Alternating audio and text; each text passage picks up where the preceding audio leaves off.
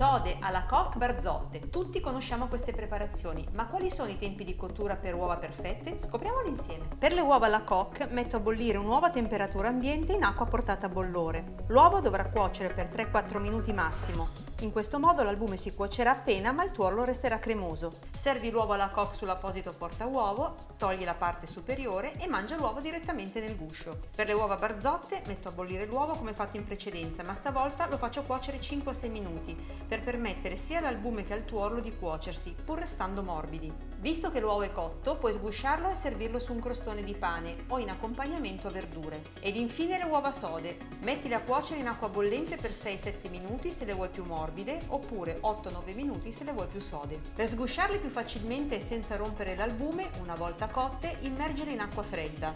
Così inoltre eviterai di scottarti. Da oggi le uova non avranno più segreti.